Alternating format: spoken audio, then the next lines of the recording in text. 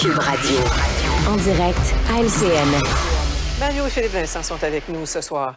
Alors, messieurs, on vient de le voir dans le reportage d'Olivier là, sur les postes de police chinois au pays. Philippe Vincent, on saisit mieux la terreur de ces gens-là, hein, de ces dissidents-là. Découvrir que le régime les poursuit jusqu'ici, là, la terre d'accueil où ils se croyaient en sécurité. Oui, c'est de voir à quel point le gouvernement chinois a le bras long. Le gouvernement chinois est capable de leur mettre de la pression, de faire des menaces aussi, parce que la famille reste là-bas, parce qu'ils savent que les menaces qu'ils vont faire, même ici, sont réelles et pourraient avoir des conséquences sur les membres de leur famille, et que le Canada, en ce moment, est incapable de les protéger. Et c'est plus là où le bas blesse, où politiquement, pour le gouvernement Trudeau, ça montre une grande lacune. Oui, il y a eu cet éveil. Oui, enfin, on va commencer à réfléchir à avoir possiblement cette liste avec tous les agents étrangers. Il était temps, parce qu'il y a ça, il y a la menace qui pèse sur ceux et celles qui se sont sauvés de la Chine, mais après ça, il y a toute l'influence aussi que le gouvernement chinois peut avoir ici grâce à ces postes de police-là, notamment, en mettant de la pression sur les gens qui sont ici pour les influencer, faire de l'espionnage. Oui. Exact. Et Mario, il y a l'enquête de la GRC, différents corps de police européens, mais qu'est-ce que le gouvernement Trudeau doit faire de plus et rapidement, là? Bien, d'abord, il faut rappeler que c'est complètement illégal. Hein? Établir des services dans un pays étranger, là, c'est encadré par une convention internationale, la Convention de Vienne, avec une ambassade dans la capitale, des consulats, si on veut s'établir. Il y a comme... Tu fais pas n'importe quoi, tu n'établis pas n'importe quelle sorte de bureau sans l'accord du pays. Là. Il y a une façon de faire ça. Or, c'est complètement illégal. Bien, on ne peut pas isoler ça de l'ensemble. Je pense que la politique canadienne, dans ce qu'il nous disait, Philippe Vincent a utilisé un mot-clé, là, le mot « éveil ». C'est peut-être le mot, en matière de relations Canada-Chine, c'est peut-être le mot de l'année 2022.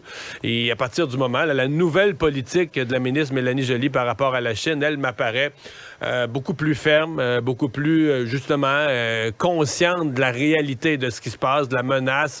En même temps, on ne pourra pas là, arrêter de faire affaire avec la Chine. On a trop d'entreprises. C'est un pays trop immense, trop influent, trop puissant économiquement. C'est juste qu'il faudra le faire d'une façon un peu moins naïve. Et dans le cas de choses comme ça qui sont complètement illégales, il faudra peut-être mettre le pied à terre. Oui, c'est un autre mot-clé, ça, naïve, effectivement.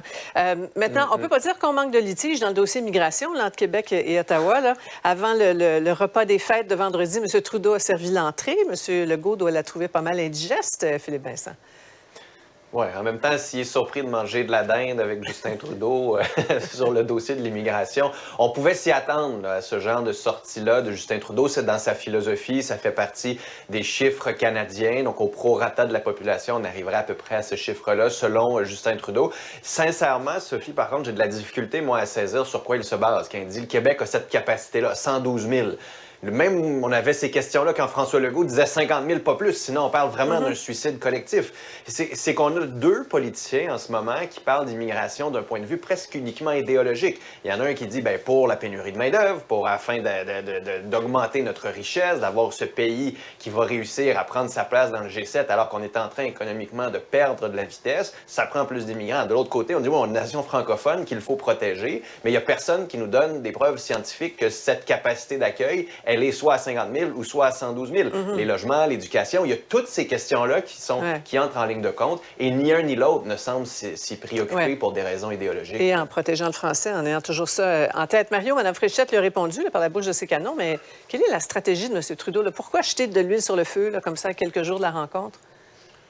Il ne jette pas de l'huile sur le feu. Moi, je suis convaincu qu'il n'y a rien... Justin Trudeau n'a pas une intention de picosser le Québec. Ça peut avoir l'air de ça.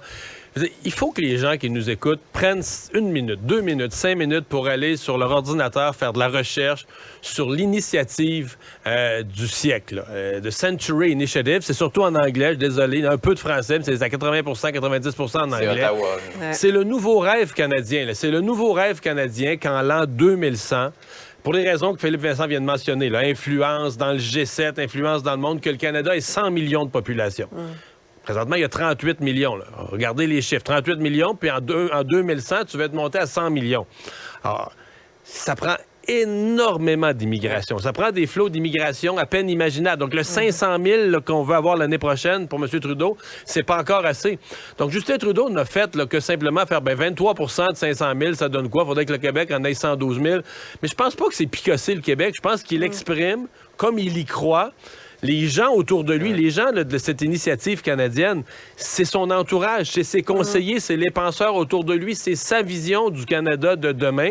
Et c'est juste ça qu'il a exprimé. Puis le français au Québec, tout ça là-dedans, pour lui, là, c'est du menu fretin. Lui, il est rendu dans le Canada post-national. Il n'existe plus une telle chose qu'une culture canadienne. Il est rendu complètement ailleurs. Oui, ailleurs. Et puis vraiment, là, ces deux univers, là, la vision de M. Legault, de la CAQ et de Justin Trudeau, ça promet pour l'avenir et les rapports d'avenir. Merci beaucoup, messieurs. On se retrouve demain, Mario. Ah, voilà.